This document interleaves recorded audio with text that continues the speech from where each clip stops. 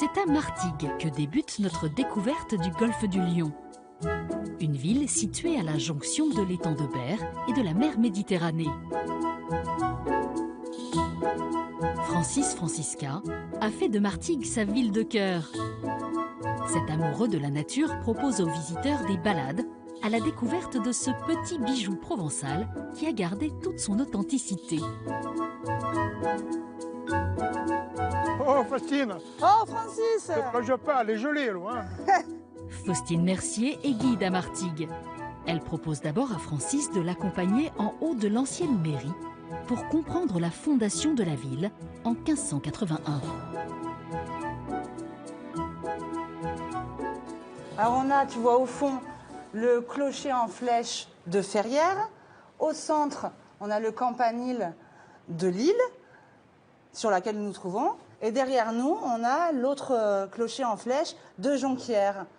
Au XVIe siècle, on décide vraiment de réunir Ferrières, Lille et Jonquière pour former celle qu'on nomme Martigues aujourd'hui. En souvenir de ces trois petits bourgs, le nom de Martigues s'est d'ailleurs longtemps conjugué au pluriel. On utilise souvent à Marseille l'appellation les Martigues. On va aux Martigues pour chanter Venise provençale. Exact. Adieu Venise provençale, adieu pays de mes amours. La Venise provençale, c'est le surnom qu'a donné un certain Alexandre Dumas à la ville. Avec ses canaux, ses maisons colorées et son charme de carte postale, Martigues a toujours inspiré les artistes. Tu vois si c'est pas magnifique là? C'est justement cela qu'on appelle le miroir aux oiseaux. Pourquoi miroir aux oiseaux? Ah bah, y a plusieurs versions. Ah, la bonne? La première, en tout cas, on explique que ce sont les artistes peintres. Au 19e siècle, ils arrivent évidemment en Provence, ils sortent des ateliers. Alors ils ont de quoi s'inspirer forcément. Hein. Les couleurs, les contrastes et cette eau scintillante avec les différents oiseaux qui vont se refléter dedans. Évidemment, le nom est tout trouvé. On est ici au miroir aux oiseaux. Mais on raconte aussi que les Martégots, quand ils ont vu arriver ces curieux avec leurs affaires de peinture, leurs chevalets, leurs pinceaux, ils se sont dit « Ouh, ceux-là, c'est des drôles d'oiseaux. » C'est drôle d'oiseaux. Qu'est-ce que tu viens de faire ici? Sur le quai de ce miroir aux oiseaux, on peut encore admirer des barques anciennes, les fameux pointus, typiques de la région. Mais ce qui attire l'œil de Francis, c'est une petite herbe marine qu'il veut absolument faire découvrir à Faustine. Voilà, ça, c'est le fenouil marin. Ah, qu'est-ce que c'est? Oh, c'est la même famille que la salicone. Et ça a un peu de goût au fenouil, un peu de goût au citron, et surtout le goût d'anis. L'anis, ouais. L'impression qu'elle va boire un pastis. Sans les effets secondaires. Et un peu cuisiner le poisson aussi avec ça. Voilà, tu me fais saliver là déjà. La balade continue le long du canal Saint-Sébastien, resté célèbre, car il a servi de décor au film culte La cuisine au beurre. En 1963, il a réuni les deux plus grandes vedettes de l'époque, Bourvil et Fernandel, devant cette étrange façade, la maison au chapeau de gendarme. Et donc tu vois en face, c'est la maison au chapeau de gendarme. Petit gamin, ouais. Ah ouais. On reconnaît bien ce bicoque, cette forme particulière. C'est là qu'ils ont fait une partie de boule où ils arrêtaient la circulation pour pouvoir tirer. Pour assister à qui tirait le plus près du cochonnet. C'est ça. Du bouchon. Ici. Du bouchon. Comédiens, artistes ou peintres, tous ces drôles d'oiseaux sont tombés sous le charme de Martigues. Une Venise provençale qui a su conserver son âme de village de pêcheurs et sa bonne humeur toute méditerranéenne.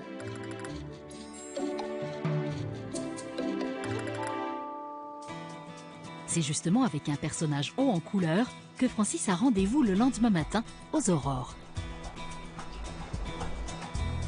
Sur la plage du Gros du Roi, il retrouve Robert Bonafous, un pêcheur un peu particulier. Avec son étrange équipement, il semble braver les éléments en quête d'un petit coquillage enfoui dans le sable, la théline. Ça, c'est le télinier. Ça, c'est le télinier. Et toi, tu es aussi le télinier. Voilà. Et moi, je suis, on m'appelle un télinier. Télinier. Ok. Ça, c'est complètement Voilà. artisanal. Tout à fait. Ça, chaque pêcheur fait son télinier. Ça, c'est moi qui l'ai fait. Donc tu vois, c'est une cage avec une lame. La lame va rentrer dans le sable à peu près à 5 cm. Et on va tout faire pour qu'elle reste à 5 cm. Robert ramasse des télines depuis qu'il a 13 ans. C'est son père qui lui a transmis tous les secrets de cette technique de pêche artisanale. C'est-à-dire ce mouvement-là permet de désabler. Sinon, si on faisait comme ça, sans arrêt, on se planterait comme une encre. Et on ne pourrait plus bouger. Voilà. Donc c'est ça la technique de la pêche à la téline. Et puis il faut qu'il y ait des télines. Ouais, en plus, il faut qu'il y ait des télines. Oui, tu vois, aujourd'hui, le temps, il n'est pas idéal. Donc la téline, au lieu d'être plantée à ça, elle est plantée à ça. Alors tu peux avoir la technique, eh bien, tu ne la feras pas. Voilà. Alors tu vas regarde bien. Voilà. Ça, c'est la téline. Nous, on appelle ça la téline. C'est un beau morceau. Francis va pouvoir s'essayer à la pêche à la téline. Et il va vite se rendre compte que cette technique ne s'improvise pas. Allez, vas-y, commence à tirer parce que sinon la corolle va tomber. Vas-y, tire. Ah ouais, d'accord. Tire, non, mais tire. Tape-toi. Je tire. Allez, mais si tu ne bouges pas, tu vas t'ancrer là. Tu as une technique archaïque là. Allez, monte-le, t'es bien pour voir si tu l'as fait. Monte. Ah. 2 tonnes et demie. Après 2 heures de pêche dans une mer capricieuse, le bilan est plutôt maigre. Pour préserver la ressource, Robert ne doit garder que les télines adultes, mesurant plus de 2,5 cm. Alors tu vois, là, on va regarder que celle-là. Après les autres, il faut les rejeter à la mer. Elles sont trop petites, hein, vraiment trop petites. Dis-moi, il y a à manger pour 20 personnes là. À peu près, ouais. Si on les partage en deux, on peut faire une téline pour 2 personnes. C'est la pêche à miracle. Ouais, ça va dire ça, moi. La pêche miraculeuse. Ah. Qu'est-ce que ça passe? Hein? Manque de poivre. Non, ça va. Manque de poivre. On ne poivre pas les télines. Pas la téline. Mais non, on ne poivre pas les télines. Pour les déguster, Robert conseille de les laisser désabler dans l'eau pendant une nuit avant de les faire cuire. Bon appétit. Hein. Bon appétit, mon gars. Hein. Tu vois ça là? Maintenant, c'est les meilleurs moments. Ah oui, effectivement. C'est la dégustation de la téline. La meilleure façon de les manger, en fait, c'est quoi? C'est comme ça? Voilà. Ce que j'ai fait là, c'est le plus simple. C'est-à-dire que tu les fais ouvrir comme les moules, tu vois, dans une poêle, tu mets de l'huile, de l'ail et du persil. Tu mélanges. De l'huile d'olive. De l'huile d'olive, bien sûr, de l'huile d'olive. Alors dis-moi, Francis, tu te régales ou tu te régales pas? Si je te dis trop, tu vas être fier après. Non, franchement, je me régale. Ah bon. Et tu vois, tu me disais qu'elles sont belles. Et de toute façon, tu ne trouveras pas plus belles. Forcément, c'est moi qui les fais. Ouais. Bon. Mais Ça va de toi, soi. je vais te dire une chose. Elles sont belles, elles sont mignonnes. Elles ne sont pas de carcassonne. Quand on les mange, on s'en lèche les doigts. C'est la téline du gros du roi. En remontant le long de la côte, le paysage change. C'est le début du parc naturel régional de Camargue. Une zone humide, suspendue entre terre et mer, est née de la rencontre entre le Rhône et la Méditerranée. À l'embouchure du delta se trouve le village des Saintes-Maries de la Mer. Son église fortifiée, un joyau de l'art roman provençal, domine tout le village du haut de ses 15 mètres. À sa construction, au IXe puis au XIIe siècle, elle occupait une zone stratégique. Elle devait donc pouvoir résister à un siège. Au pied de l'église, Francis rejoint Frédéric Faby, directeur de l'Office du tourisme de la ville. C'est une église, c'est vrai, mais c'est vraiment un aspect de forteresse. Hein. Absolument. Église forteresse qui servait autrefois de refuge à la population lors des invasions. Donc avec ses créneaux, machicoulis, le chemin de ronde. C'est vraiment pas de la décoration, c'est du dur, c'est du costaud. Ah, c'est du costaud, absolument. Les habitants des Saintes rentraient des provisions et comme ça pouvaient tenir tout un siège. C'est une place comme ça qui n'a jamais été prise en fait. Voilà. Si l'église des Saintes-Maries a toujours été si bien défendue, c'est qu'elle abrite en son sein un trésor sacré pour ses habitants. Les reliques des saintes fondatrices du village. 2 femmes qui, selon la légende, auraient été les premiers témoins de la résurrection du Christ. On se retrouve là devant la barque contenant les saintes, Marie Jacobée et Marie Salomé, donc les saintes patronnes du village en fait, hein, d'où le nom des Saintes Maries de la Mer. Alors ces saintes, il y a 2000 ans de ça, auraient été chassées de Palestine et jetées dans une embarcation ne comprenant ni voile ni rame. Et cette embarcation se serait échouée sur le rivage de Camargue. Et donc on voit bien ici tout le culte qui est voué à ces 2 saintes femmes. La dévotion est telle que l'église des Saintes Maries de la Mer est devenue un important lieu de pèlerinage. Dans la crypte, une autre sainte marque encore aujourd'hui l'histoire de la ville. C'est Sainte Sarah, la Vierge Noire.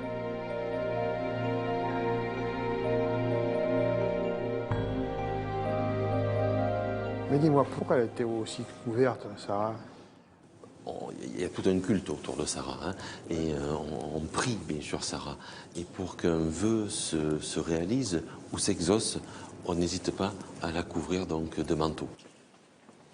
Elle est aussi représentée, Sarah, très mate de peau, hein, puisqu'elle descendrait d'Égypte, d'accord. Et d'un point de vue étymologie, le mot gitan, puisqu'on sait que Sarah donc, est la patronne des gitans, gitan viendrait d'égyptien.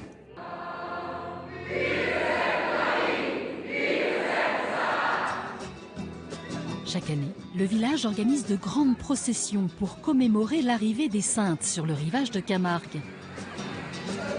Celle consacrée à Sarah se déroule tous les 24 mai et rassemble des gitans de l'Europe entière. Si la Camargue cultive une spiritualité et des traditions séculaires, elle est aussi un sanctuaire pour la biodiversité.